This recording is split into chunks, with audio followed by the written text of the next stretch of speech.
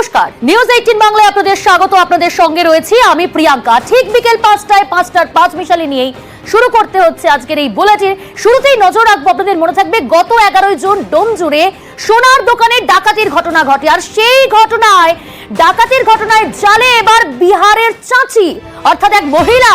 তাকে ইতিমধ্যে ট্রানজিট রিমান্ডে নিয়ে আসা হয়েছে হাওড়ায়।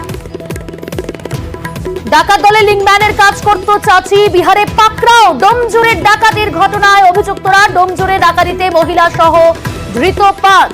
ডাকাতদের লজিস্টিক সাপোর্ট দিত ধৃত মহিলা অর্থাৎ চাচি, যাকে ইতিমধ্যেই গ্রেফতার করেছে পুলিশ, যাকে ট্রানজিট রিমান্ডে হাওড়ায় নিয়ে আসা হয়েছে। সেই চাচি লজিস্টিক সাপোর্ট দিত, এমনটাই পুলিশ সূত্রে এই চাঞ্চল্যকর তথ্য কিন্তু সামনে উঠে আসছে। আমার সঙ্গে দুই প্রতিনিধি রয়েছে, দেবাশিস রয়েছে এবং দীপক রয়েছে। প্রথমে আসবো দেবাশিসের কাছে। দেবাশিস, তোমাকে জানতে চাইবো কিভাবে পুলিশের জালে পড়লো এই বিহারের চাচি?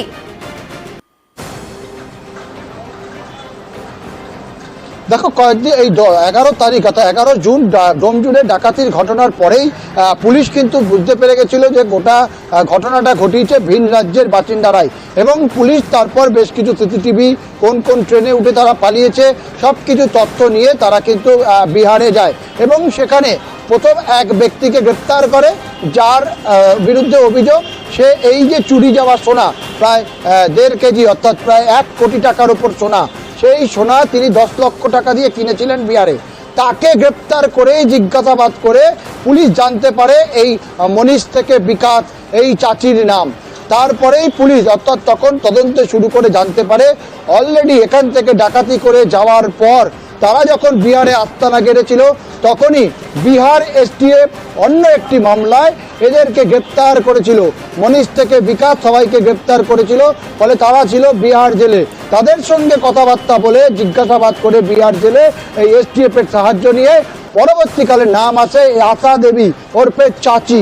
যেই চাচি ছিল এই দুষ্কৃতী দল, ভুল করছি এই না, বিহারের বেশিরভাগ দুষ্কৃতী দলের লজিস্টিক সাপোর্টার। এমনকি আসানসোলের যে ডাকাতি, তাদের সঙ্গে লজিস্টিক সাহায্য করা, সেটাও কিন্তু যোগ থাকতে পারে বলে মনে করা হচ্ছে।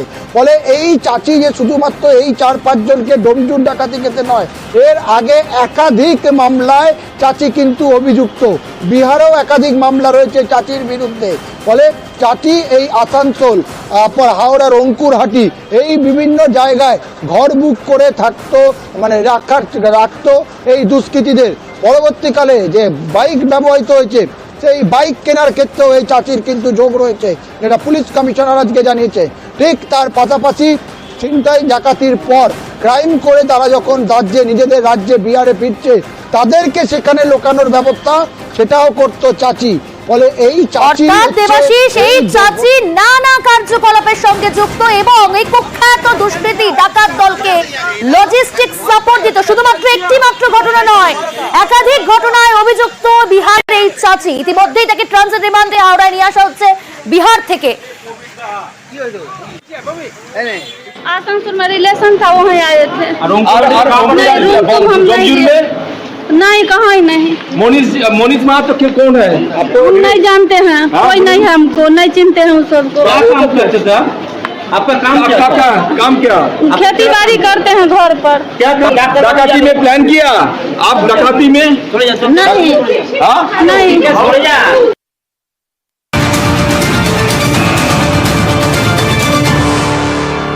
আর বিহারের এই চাচি আসানসোলে ঘাটে গেলেই ডাকাতির ছক্কস্ত। ডোমজুড়ে ডাকাতিতে ধৃত মহিলার আসানসোল যোগ পাওয়া গেছে। 3 মাস ধরে আসানসোলে ভাড়া বাড়িতে থাকতেও মহিলার সঙ্গে আরো কয়েকজন ভাড়া বাড়িতে থাকতো বলে এখনো পর্যন্ত জানা যাচ্ছে। তবে এই বিষয়ে আপনাদের জানাবো আরো বিস্তারিত। আমাদের সঙ্গে রয়েছে আসানসোল থেকে আমাদের প্রতিনিধি দীপক। এই জায়গা থেকে বোঝার চেষ্টা করব, 3 মাস ধরে আসানসোলে ভাড়া থাকতেন, আর কে সঙ্গে থাকতো, কোথায় ভাড়া থাকতো এই ধৃত চাচি, কি জানা যাচ্ছে এর সম্পর্কে? প্রতিবেশীরা কি জানাচ্ছে?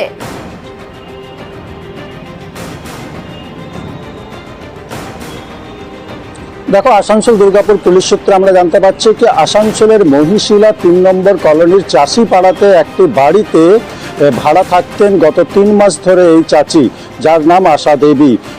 3 মাস ধরে এই বাড়িতে ছিলেন এবং যখন বাড়ি মালিক তার কাছে তার পরিচয়পত্র চাই, তখন সেই সময় পরিচয়পত্র ঠিকঠাক না দেখাতে পারে এবং কারণবশত কি সেই সময় বাড়ি মালিক চিকিৎসার জন্য বাইরে চলে যায় এবং 3 মাস ডোমজুড়ে ডাকাতির ঘটনার পরে রাতারাতি বাড়ি ছেড়ে দেয় বাড়ি মালিককে না জানিয়ে চাচির ভূমিকা কি ছিল এই গোটা ঘটনায়, সোনা লুটের ঘটনায়? চাচির ভূমিকা হচ্ছে ঠিক যেমন সুবোধ সিং এর একটা গ্যাং চলতো, পার্লার গ্যাং চালাতো, কিন্তু চাচি গোটা ঘটনারই ছক কষা হতো, কাদেরকে ডাকাতি করতে হবে, কোন জায়গায় ডাকাতি করতে হবে এবং ডাকাতি করা যে সোনার গয়না সেটা কোন দোকানে বিক্রি করতে হবে, গোটা ঘটনারই মাস্টার মাইন্ড ছিল চাচি। এবং বিহারের থেকে আসানসোলের একটা নিরাপদ জায়গা মনে করেছিল চাচি, তাই কিন্তু 3 মাস আসানসোলে থেকে ডোমজুড়ে যে ডাকাতি, সোনার দোকানে ডাকাতি ঘটনা ঘটেছিল, সেইখানকার গোটা ঘটনা ছক কষেছিল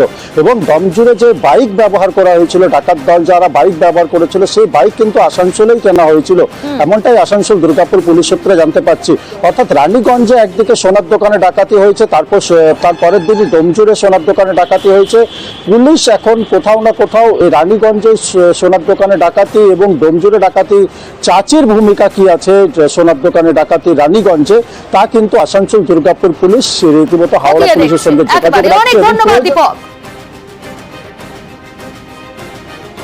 ওই ভাড়া দিয়েছিল ওর বাবা বাহাদুর আমাকে বললো যে আমাদের নিজের গতিয়া হয়, আমাদের কুটুম পাড়ায় থাকে, নিশ্চিতা তো ভাড়াটা তুমি পড়ে আছে ঘরটা ভাড়া দাও। আমি ঠিক আছে, তো ভাড়া লাগবে, কিন্তু আমি এই ব্যাচেলার দেবো না, ফ্যামিলি সমেত যদি হয় ভাড়া দেবো, আর ই লাগবে আধার কার্ড।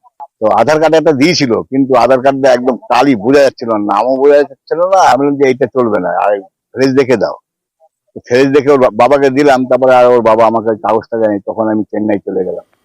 চেন্নাইতে আমার কতদিন ভাড়া ছিল? 3 মাসের উপরে। কি কাজ করতো কিছু জানতেন? বলছে পাথর লোড আনলোড করে পাথর। আরিয়াদহের ত্রাস জয়ন্ত সিং, তার কুকীর্তি প্রতিদিন প্রকাশ্যে আসছে, খবরের শিরোনামে আসছে।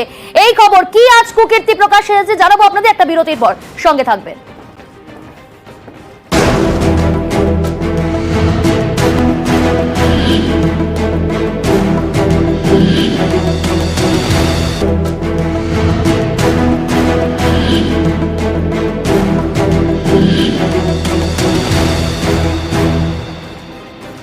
বিরতিতে যাওয়ার আগে যেমনটা বলছিলাম যে আরিয়াদহের বেতাজ বাদশাহ জয়ন্ত সিং, তার প্রতিদিন কুকীর্তি প্রকাশ্যে আসছে। আর এবার এলো 3 কাঠা জলা জমি দখল করে বিরাট অট্টালিকা তৈরি করেছে এই জয়ন্ত সিং।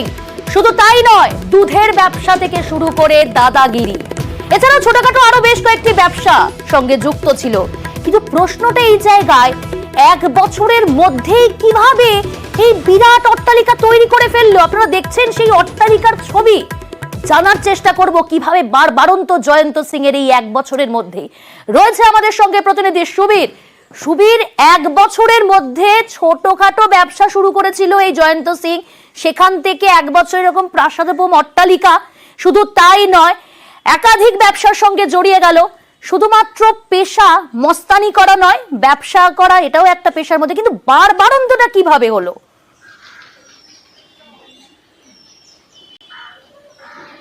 দেখো, উত্তরপ্রদেশ থেকে পরিবার নিয়ে এই আরিয়াদহ শখের বাজারে জয়ন্ত সিং চলে আসে এবং তারপরেই সেই বাড়ির মধ্যেই গোশালা তৈরি করে ফেলে এবং সেই গোশালাতে থেকে দুধের ব্যবসা শুরু করে এবং সেখান থেকে জয়ন্ত সিংয়ের উত্থান। এবং সেই জায়গা থেকে কিন্তু জয়ন্ত সিং তার যে সাগরেদ অর্থাৎ রাহুল গুপ্তা, তার সঙ্গে ক্যাটারিং ব্যবসার সঙ্গে কিন্তু পার্টনার হিসেবে কাজ করত। এবং তারপরে গত 2023 সালে অরিত্র ঘোষ নামে একজন ব্যবসায়ীকে মারধরের ঘটনায় তার জেল হয় এবং জেল হেফাজত হয়ে তখন সে জামিনে বেরিয়ে আসে। এবং তারপরে কিন্তু এলাকার শাসক দলের নেতাদের ছত্রছায়ায় থেকে এবং এলাকার কিছু প্রমোটারদের তাদের সহযোগিতায় তার কিন্তু এত আধিপত্য বিস্তার লাভ করে এবং তালতলা স্পোর্টিং ক্লাবের সে সম্পাদক হয়ে যায়। এবং এরপরেই কিন্তু বিভিন্ন রকমভাবে বিভিন্ন জায়গায় তাদের সাগরেদদের দিয়ে প্রমোটার থেকে শুরু করে বিভিন্ন রকম মানুষকে চমকানো থেকে শুরু করে জমি কেনা বেচা এবং কনস্ট্রাকশনের ব্যবসার সঙ্গে যুক্ত হয়ে যায় এই জয়ন্ত সিং। তারপরে কিন্তু এলাকার ত্রাস হয়ে ওঠে জয়ন্ত সিং। বিভিন্ন সময় বিভিন্ন মানুষকে চমকে ধমকে বিভিন্ন রকম তোলাবাজি টাকা থেকে শুরু করে বিভিন্ন অপরাধমূলক কাজকর্ম কাজকর্মের সঙ্গে এই জয়ন্ত সিং জড়িয়ে পড়ে এবং জয়ন্ত সিং এর নেটওয়ার্কও কিন্তু বিভিন্ন জায়গায়, অর্থাৎ উত্তরপ্রদেশ থেকে শুরু করে ঝাড়খণ্ড থেকে শুরু করে বিভিন্ন জায়গায় কিন্তু এই যে অপরাধী যারা রয়েছেন তাদের সাথে কিন্তু তার নেটওয়ার্ক তৈরি হয় এবং সেই জায়গা থেকে দাঁড়িয়ে জয়ন্ত সিং এলাকাতে ফুলে ফেপে ওঠে এবং তার যে এই নাম, অর্থাৎ যে ত্রাস বলে যেটা গ্যাংস্টার বেতাজ বাদশাহ আরিয়াদহের এই জয়ন্ত সিং, সেই জায়গা থেকে কিন্তু তার উৎপত্তি। বেশ, সঙ্গে থাকো, আপনাদের শোনাবো এবার প্রাক্তন কাউন্সিলর 15 নম্বর ওয়ার্ড কামারহাটি পৌরসভার দেবাশিস মহাপাত্র। তিনি বলছেন প্রতিবাদ করেছি বলেই আজ আমি প্রাক্তন হয়েছি। শুনুন কি বলছেন। ছোটখাটো অপরাধ করতো আর এই দুধের ব্যবসা হ্যানত্যান হাবিজাবি করতো, তারপরে হঠাৎ করেই শুরু হয়ে গেল তার বড় বড় কাজ করা এবং এর সঙ্গে একে ব্যবহার করা প্রমোটারদের একটা চক্র এবং রাজনীতির একটা চক্র, এই দুটো মিলল এই ছেলেটাকে ব্যবহার করা শুরু করলো এবং এই রাস্তা দিয়ে আস্তে আস্তে হাঁটতে হাঁটতে বড় হয়ে গেল।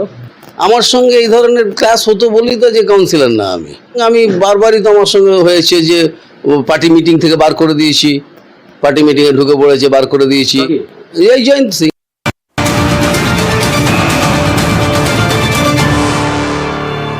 এক বছরে বাড়ি শুধু তৈরি করেনি, বাড়ি তৈরিতেও জয়ন্ত সিং এর দাদাগিরি। পুকুরের রাস্তা আটকে বাড়ির গেট তৈরি করা হয়েছে। 10 ফুটের রাস্তা দখল জয়ন্ত সিং এর। জয়ন্তর প্রভাবে মুখে কুলু বেটেছেন স্থানীয় বাসিন্দারা। আমাদের সঙ্গে রয়েছে প্রতিনিধি সুবীর। সুবীর, বাড়ি শুধু তৈরি করেনি, তার প্রভাব প্রতিপত্তি নিয়ে তো শুনলাম, কিন্তু বাড়ি তৈরিতেও সেখানেও দাদাগিরি দেখালো জয়ন্ত সিং।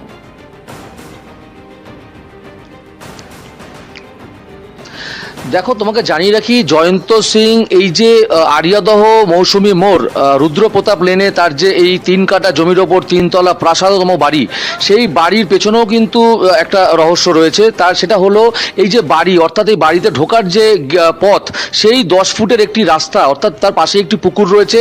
সেই পুকুর কিন্তু তপন বিশ্বাস নামে একজনের এবং তারা 8 ভাই এই পুকুরের অংশীদার এবং সেই পুকুরে ঢোকার 10 কাঠা যে রাস্তা, সেই রাস্তা কিন্তু জয়ন্ত সিং জবরদখল করে সেই রাস্তা জবরদখল করে সেখানে কালো রঙের গেট লাগিয়ে তার বাড়ির যে অংশ সেখানে কিন্তু এই 10 ফুটের রাস্তা ঢুকিয়ে নেয় বলে অভিযোগ।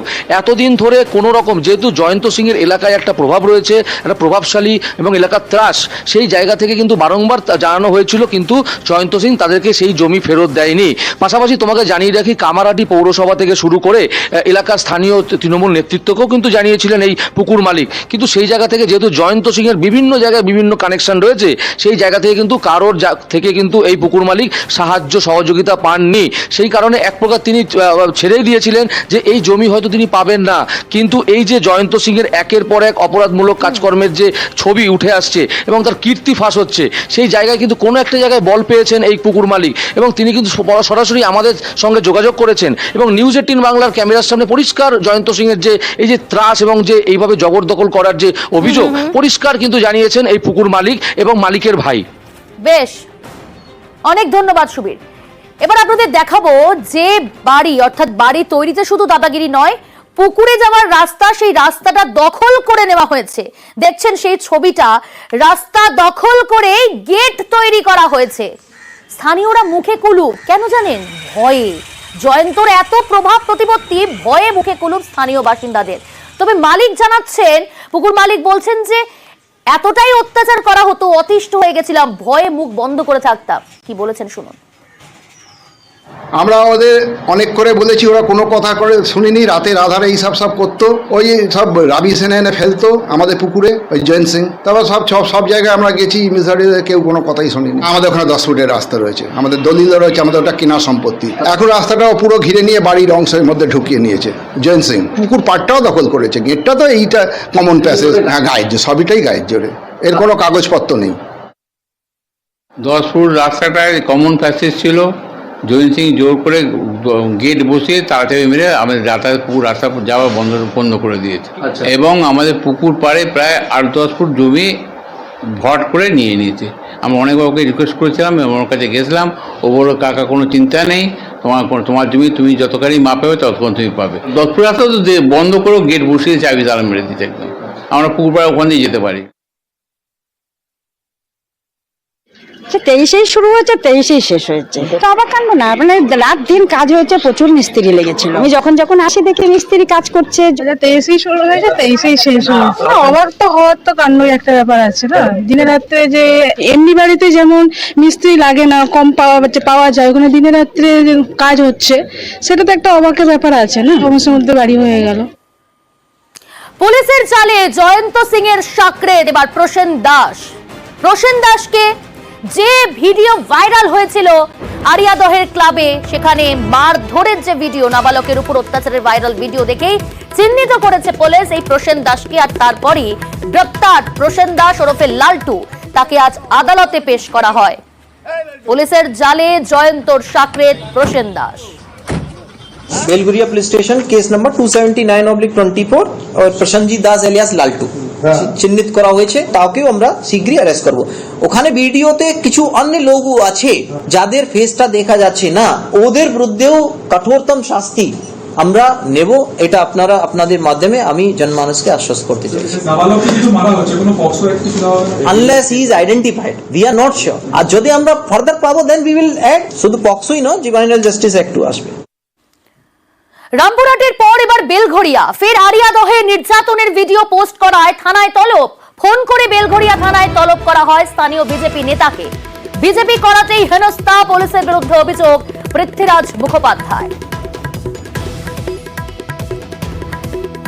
পৃথ্বীরাজ মুখার্জি বলছেন? হ্যাঁ, পৃথ্বীরাজ মুখার্জি বলছি। আমি বেলঘড়িয়া থানা থেকে বলছি। হ্যাঁ বলুন। বলছি আপনার বাড়ি কি কামারহাটিতে? আমার বাড়ি কামারহাটিতে। কামারহাটি কোথায়? আমার বাড়ি কলোনি বাজার। কলোনি বাজার। আচ্ছা, একটু থানায় এসে দেখা করতে পারবেন? কেন? একটু দরকার আছে আপনার সাথে। মানে কিসের জন্য? এসে থানায় আসবেন, এসে বলুন বড়বাবুর সাথে দেখা করবো, ঠিক আছে? হ্যাঁ, কিন্তু কেন? তার জন্য তো আমার কোনো নোটিশ পাঠাতে হবে। তার জন্য নোটিশ পাঠাতে হবে? তাহলে নোটিশ পাঠিয়ে দিচ্ছি। হ্যাঁ ঠিক আছে, আপনি আমার নোটিশটা পাঠান, আমার অ্যাডভোকেট যাবে। আপনার অ্যাড্রেসটা দিন তাহলে। হ্যাঁ, আমার অ্যাড্রেস হচ্ছে 4 নম্বর উদয়নপল্লী, বেলঘড়িয়া, কলকাতা 7,56,000। আচ্ছা ঠিক আছে, আপনাকে অফিসিয়ালি কাগজ নোটিশ পাঠিয়ে দিচ্ছি, তাহলে চলে আসুন। আচ্ছা, আমার অফিসিয়ালি একটা নোটিশ পাঠান। বেলঘড়িয়া থানার নোটিশে কড়া পদক্ষেপ নয়, হাইকোর্টের নির্দেশ ছাড়া গ্রেপ্তার নয় পৃথ্বীরাজ মুখোপাধ্যায়কে। আরিয়াদহের ভাইরাল ভিডিও পোস্ট করায় নোটিশ। ভাইরাল ভিডিও পোস্ট করায় বেলঘড়িয়া থানার নোটিশ। হাইকোর্টে সিবিআই তদন্ত, রক্ষা কবচে এই মামলা। পৃথ্বীরাজ মুখোপাধ্যায় 4 সপ্তাহে রাজ্যকে তদন্তের অগ্রগতির রিপোর্ট পেশের নির্দেশ বিচারপতি অমৃতা সিনহার। তো আমার অপরাধটা হচ্ছে একটাই, যে আমি এই ভিডিওটা কেন ভারতীয় জনতা পার্টিকে দিয়েছি। এই অপরাধটার জন্যই পুলিশ আমায় ডেকে পাঠায়, এটা পরিষ্কার হয়ে যাচ্ছে। এবং পুলিশ খালি আমায় ডেকে পাঠায় নয়, পুলিশ কালকে বাড়িতে গিয়ে আমার মা এবং বাবার সাথে চূড়ান্ত হ্যারাসমেন্ট করে। যে জয়েন্ট সিং এর নামে আজকে অভিযোগ করা হয়েছে, এই জয়েন্ট সিং এর নামে প্রায় 9টা এফআইআর দায়ের ছিল, তো তারপরেও পুলিশ কোনো অ্যাকশন নেয়নি। আর তার থেকেও বড় কথা, যখন এই পোস্টটা ভারতীয় জনতা পার্টি মানে বিজেপি বেঙ্গলের টুইটার হ্যান্ডেল থেকে ফার্স্ট পোস্ট করা হয়, তারপরে যে রিজু দত্ত নিজেই ওটা রিটুইট করে বলেছে এটা 2021 সালের ঘটনা। তাহলে জানা থাকার পরেও 2021 থেকে 2024 তারা কেন কোনো অ্যাকশন নেয়? আরিয়াদহে নিগ্রহে ব্যবস্থা রাজ্যের। জয়ন্ত সিং সহ 6 দুষ্কৃতীকে গ্রেপ্তার পুলিশের। আগেও একাধিক মামলায় গ্রেপ্তার জয়ন্ত বলেই দাবি রাজ্যের তরফ থেকে। ঘটনাটি মার্চ 2021 সালের 3 বৎসর আগের। নিগৃহীত ব্যক্তি তিনি পুরুষ। পুলিশের টেকনিক্যাল অ্যানালিসিসে বেরিয়েছে সকল নিগ্রহই সমানভাবে নিন্দার্হ হলেও এক্ষেত্রে নিগৃহীত ব্যক্তি পুরুষ। অ্যাকিউজড জয়ন্ত সিং, তিনি কিন্তু has been repeatedly arrested by the police at least 5 times in 5 cases since 2016. According to police, he is a known rowdy, বারংবার গ্রেফতার হয়েছেন পুনঃ বিভিন্ন কেসে।